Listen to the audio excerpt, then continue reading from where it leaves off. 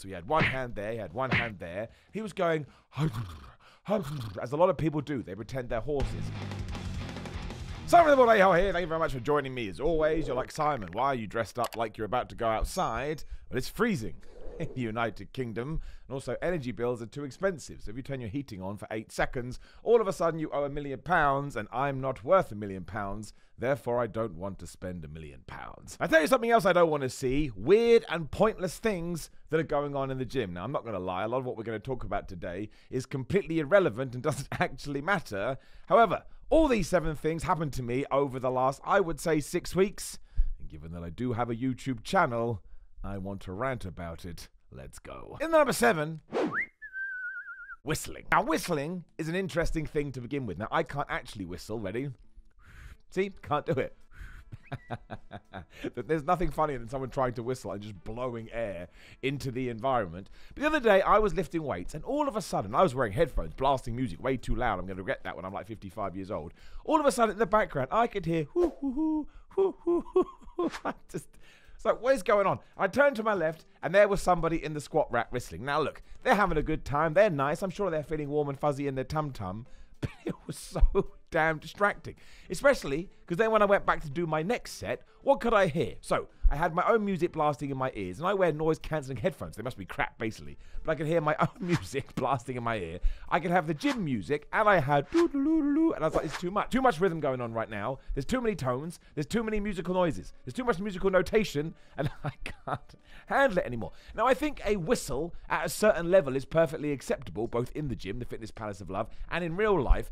But if you are getting to a point that you are somehow able to render noise-cancelling headphones null and void, I'm just going to say it. I'm just going to throw it out there. Maybe you're whistling a little bit too loud. So that's right. I told you it was weird and pointless. But I'm getting on my high horse. I'm getting on my soapbox. And I am telling you straight up, whistling needs to be kicked out the gym. And it's the same as number 6, bouncing the flipping Buso ball. Or the Muso ball, or the Boso ball, whatever the hell it is called. The Boso ball is there for doing a couple of things. People enjoy doing sit-ups on it. People enjoy kind of putting their legs on it and doing some crunches. It's basically there to help you work your core. If that's what you want to do, more power to you. Simon Miller respects it. What it is not is a basketball. Everybody does this. Every single person does this. They get the ball and it's massive, and they stand in the gym with their mates and they go, ha ha ha ha, I'm bouncing the Boso Muso ball. And I'm over the other side of the gym looking at them like, what are you doing? Are you going to try and shoot it into a hoop? Even if you try to do that, it's not going to work because a basketball hoop isn't very big and a Muso Buso ball is absolutely massive. Now,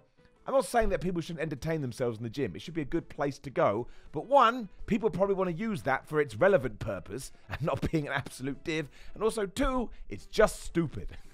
It just is. And I don't get why people are doing this. I also don't understand why it matters to me. It doesn't. But I think it's because people do this for like 10 minutes. Then they start passing the ball to each other or playing that game where they try and knock each other out with the Muso Buso ball. Sometimes I just think you've got to respect the gym, or maybe more importantly, you've got to respect the other people that are going to the fitness palace of love.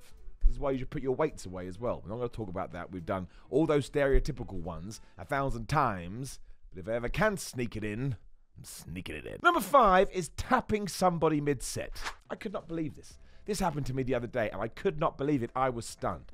I was doing machine rows, obviously, working my back on an isolation machine using whatever handle I had. I can't remember now. I think I was doing supinated grip. It doesn't matter. Supinated, supinated, I don't know what the proper term is. Who cares? I do. Should really know what it is.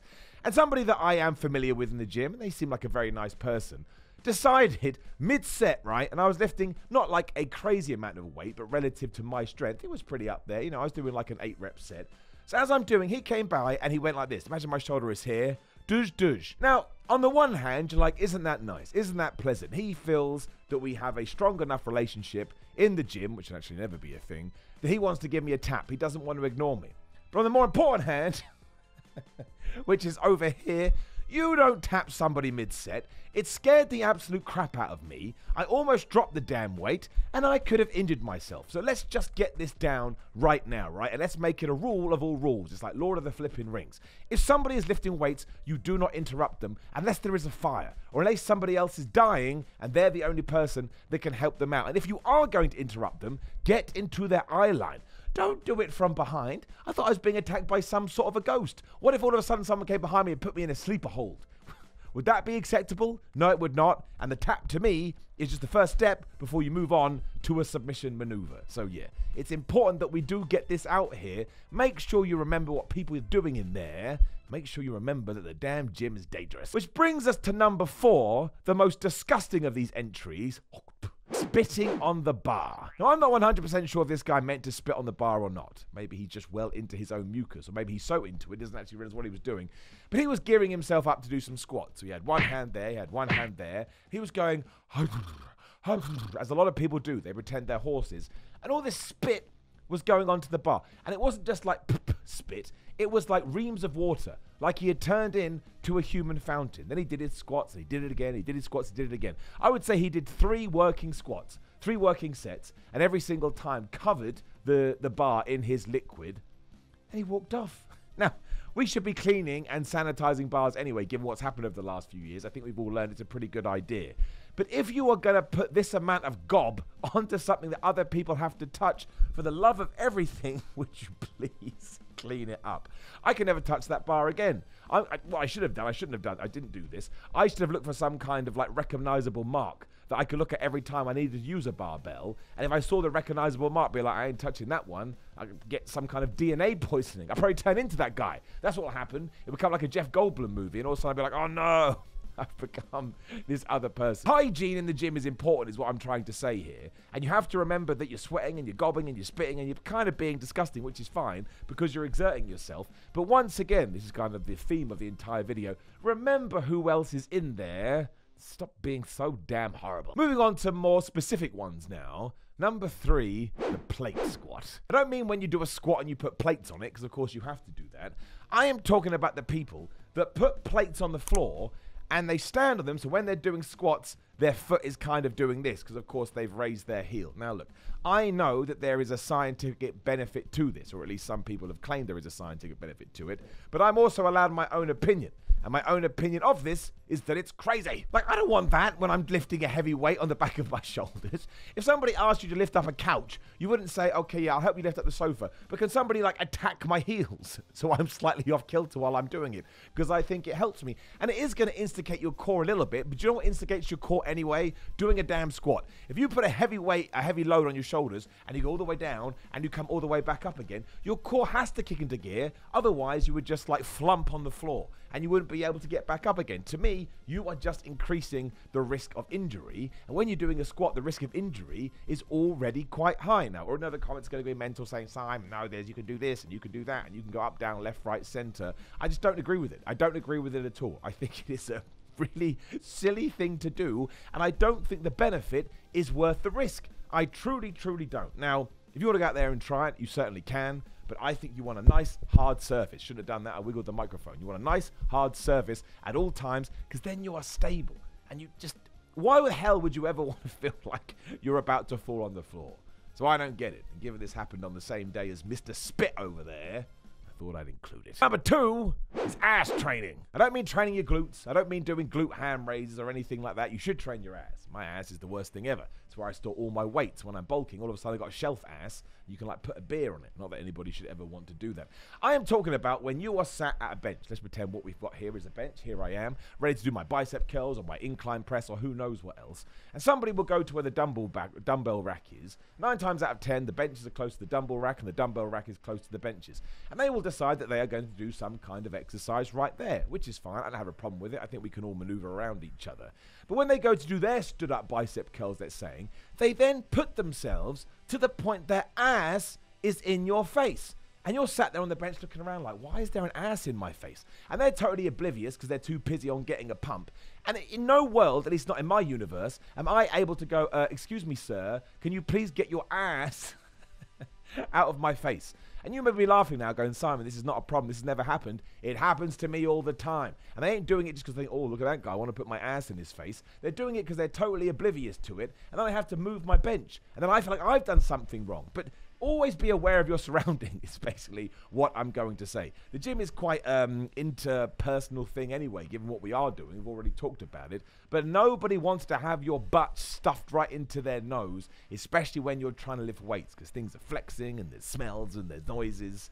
Just got to be aware of this stuff Otherwise, it becomes a horrible place. In at number 1 is owning the rack. This one I actually do think is important because there has to be some rules and regulations when it comes to the Fitness Palace of Love.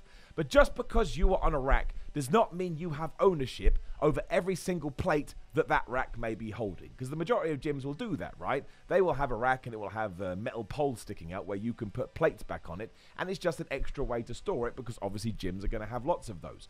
But you can't keep the 10s and you can't keep the 5s just because you may use them in a few sets. That's not how it works. You have ownership of the rack itself and you have ownership of the bar and whatever you've decided to put on said bar. But you can't then commandeer everything else. I went to grab a 10 the other day. I mean, everyone's been through this experience. Someone said, they said to me, I may be using that. I like to be very polite in the gym. I said, when you say may, do you mean you haven't decided yet? Because I'm happy to use it and bring it back. And they said, no, I just want it here. And that kind of stunned me into silence because there's nothing I can say. There's absolutely nothing I can do. And if this is the case, how can I use anything in the gym? Oh, I'll go use the incline hammer strength machine. But this guy then may go, yes, but I may use it later. So then I just have to cry into my bald head and walk back into the locker room and go home because I don't know what Dave over here is going to want to use. So always, once again, I keep saying that this is the phrase of the damn video. Always remember that the gym is a public place, right? It's a congregation. Lots of people are going to go there. I get that you want to use that 10 and I get you want to use that 5, but if you're not using it to your last set or you haven't even made the decision about whether you're going to, you just have to accept you can't do it. It's like when you want to do a giant set or a massive super set. Of course, you want to go to the left of the gym and the right of the gym, the north of the gym and the south of the gym. But if somebody, when you're away, wants to use that piece of equipment, you just have to go shrug emoji and accept that's how it works. Because basically, that is how it works. There you go, 7 weird and pointless things you should never do in the gym. And if you are guilty of it, make sure, well, you can do 2 things. You can either stop it or you can keep doing it. I mean, what am I going to do? Absolutely nothing. I already told you if I see you doing it in the Fitness Palace of Love, I'll probably ignore you.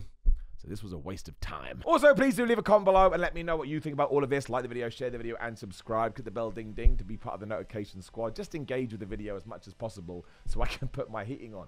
Also, click the video on the screen because YouTube loves that. The more videos you watch, the better the algorithm, the more the channel will hopefully grow. It'd be nice to hit 300,000 subscribers soon. That's a crazy number. Let's try and do it in early 2023. Also, grillermind.com/Simon. You just go to Simon and get 10% off. Right now, you get 20% off for the 12 days of Christmas sale. And every day, if you spend over 120 bucks, you also get entered into a free draw to win stuff like Fitbits and duffel coats and all this kind of stuff. Check out my Instagram at Simon316 for more information. I'm on Twitter too at Simon316. You can buy my merchandise for Christmas should you want. Fitness tees are in conjunction with Samson Athletics. Wrestling tees are in conjunction with Pro Wrestling Tees. The links are in the description below and any kind of support there would rock, as would be on patreon.com/Simon316. And I'm on Cameo if you want a holiday message. I've had loads of cameos recently, which makes me feel warm and fuzzy in my tum-tum, and I genuinely enjoy doing them, and it all helps too, so I appreciate that. Otherwise, kick ass in the gym, respect it, and I'll see you soon.